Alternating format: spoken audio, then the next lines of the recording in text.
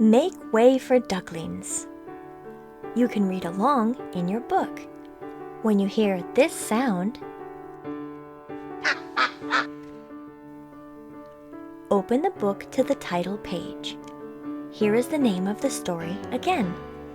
Make Way for Ducklings by Robert McCloskey. Now let's begin. Mr. and Mrs. Mallard were looking for a place to live. But every time Mr. Mallard saw what looked like a nice place, Mrs. Mallard said it was no good. There were sure to be foxes in the woods or turtles in the water, and she was not going to raise a family where there might be foxes or turtles. So they flew on and on. When they got to Boston, they felt too tired to fly any further. There was a nice pond in the public garden with a little island on it. "The very place to spend the night," quacked Mr. Mallard. So down they flapped. Next morning, they fished for their breakfast in the mud at the bottom of the pond, but they didn't find much.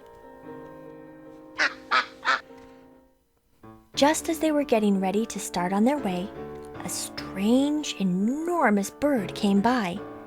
It was pushing a boat full of people, and there was a man sitting on its back. "Good morning," quacked Mr. Mallard, being polite.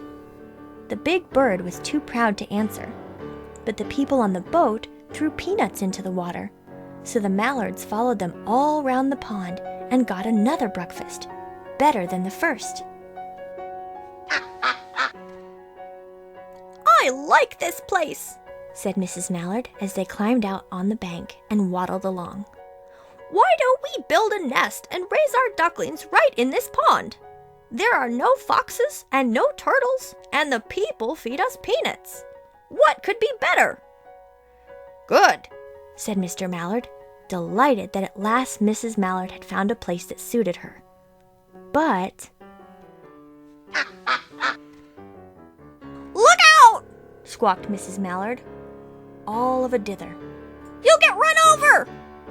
And when she got her breath, she added, "This is no place for babies, with all these horrid things rushing about. We'll have to look somewhere else." Work!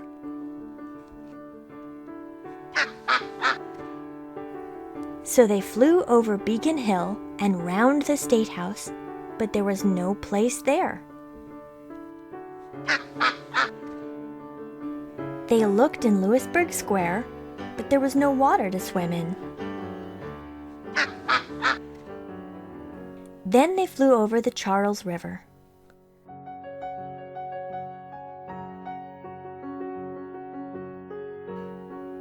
"This is better," quacked Mr. Mallard. "That island looks like a nice, quiet place, and it's only a little way from the public garden." "Yes," said Mrs. Mallard, remembering the peanuts. "That looks just the right place to hatch ducklings." So they chose a cozy spot among the bushes near the water and settled down to build their nest. And only just in time, for now they were beginning to molt. All their old wing feathers started to drop out, and they would not be able to fly again until the new ones grew in. But of course they could swim, and one day they swam over to the park on the riverbank, and there they met a policeman called Michael. Michael fed them peanuts, and after that, the Mallards called on Michael every day. After Mrs. Mallard had laid 8 eggs in the nest, she couldn't go to visit Michael anymore, because she had to sit on the eggs to keep them warm.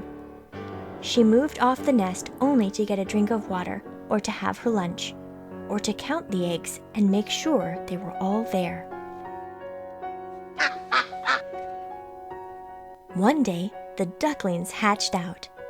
First came Jack, then Cack, then Lack, then Mack and Knack, and Whack and Pack and Quack. Mr. and Mrs. Mallard were bursting with pride. It was a great responsibility taking care of so many ducklings, and it kept them very busy. One day, Mr. Mallard decided he'd like to take a trip to see what the rest of the river was like further on. So off he set. "I'll meet you in a week in the public garden," he quacked over his shoulder. "Take good care of the ducklings." "Don't you worry," said Mrs. Mallard. "I know all about bringing up children." And she did. She taught them how to swim and dive. She taught them to walk in a line, to come when they were called, and to keep a safe distance from bikes and scooters and other things with wheels. When at last she felt perfectly satisfied with them, she said one morning, "Come along, children, follow me." Before you could wink an eyelash, Jack, Cack, Lack, Mack, Knack, Whack, Pack, and Quack fell into line, just as they had been taught. Mrs. Mallard led the way into the water, and they swam behind her to the opposite bank. There they waded ashore and waddled along till they came to the highway.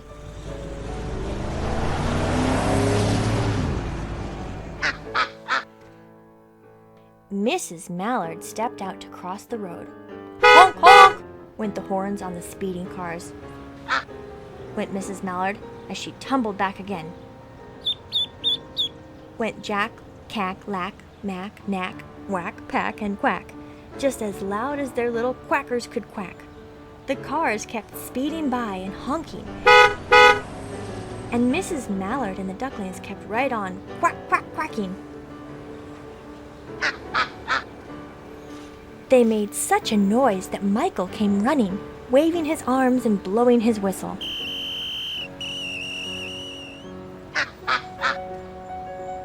He planted himself in the center of the road, raised one hand to stop the traffic, and then beckoned with the other, the way policemen do, for Mrs. Mallard to cross over.